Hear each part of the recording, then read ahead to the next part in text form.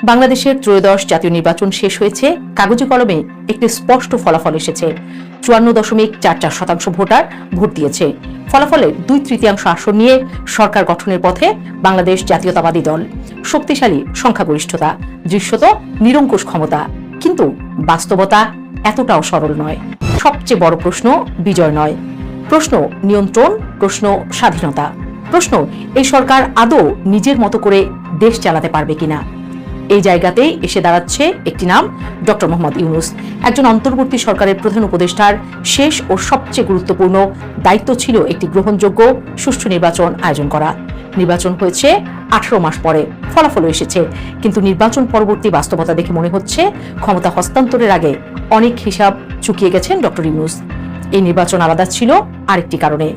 জাতীয় নির্বাচনের সঙ্গে অনুষ্ঠিত হয়েছে গণভোট, আর সেই গণভোটে হ্যাঁ জয়ী হয়েছে। এই হ্যাঁ শুধু একটি শব্দ নয়, এটি একটি কাঠামো, একটি বাধ্যবাধকতা, একটি রোডম্যাপ। এই গণভোটের অর্থ নতুন সরকারকে চলতে হবে আগের নির্ধারিত পথে, নিজের মতো করে নয়। বিএনপি সরকারে যাচ্ছে ঠিকই, কিন্তু শর্ত সাপেক্ষে। এই গণভোটে ছিল 4টি মূল প্রশ্ন। সেই 4 প্রশ্নের ভেতরে লুকিয়ে আছে 84টি সংস্কার: তত্ত্বাবধায়ক সরকার ব্যবস্থা, নির্বাচন কমিশন সংস্কার, উচ্চকক্ষ, নিম্নকক্ষ, রাষ্ট্রপতির ক্ষমতা বৃদ্ধি, প্রধানমন্ত্রী 10 বছরের বেশি দায়িত্ব পালন করতে পারবেন না, তাছাড়া সংসদের ক্ষমতার ভারসাম্য বদলানো। এখানেই শেষ নয়, সংবিধানের মৌলিক অধিকারের তালিকায় যুক্ত হচ্ছে আরও 2টি বিষয়: নিরবিচ্ছিন্ন ইন্টারনেট এবং ব্যক্তিগত তথ্যের সুরক্ষা। অর্থাৎ রাষ্ট্রের নজরদারি ক্ষমতা সীমিত হবে, সরকারের হাত পা বাঁধা হবে। সংসদের স্পিকার ও ডেপুটি স্পিকার নিয়েও পরিবর্তন এসেছে। এতদিন সরকার দল থেকে স্পিকার, ডেপুটি স্পিকার আসতেন, এবার তা নয়, ডেপুটি স্পিকার আসবেন বিরোধী দল থেকে। সংসদের ভেতরেই সরকারের উপরে বসবে একটি সাংবিধানিক ব্রেক। বিদেশি চুক্তির ক্ষেত্রে একক ক্ষমতা আর থাকছে না। বড় কোনো আন্তর্জাতিক চুক্তি করতে হলে অনুমোদন নিতে হবে উচ্চকক্ষ ও নিম্নকক্ষ 2 জায়গা থেকেই। অর্থাৎ নির্বাহী সিদ্ধান্ত এখন সংসদীয় জালে বন্দী।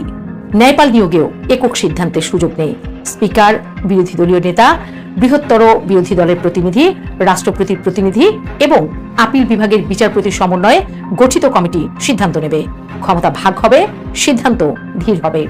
এই সবই গণভোটের ফল। আর এই গণভোটে দেশের রাজনীতিবিদ ও রাজনৈতিক বিশ্লেষকদের টকশো শুনতে চ্যানেলটি সাবস্ক্রাইব করবেন এবং ভিডিওটি ভালো লাগলে একটি লাইক দিয়ে আপনার মূল্যবান মতামত জানাতে ভুলবেন না।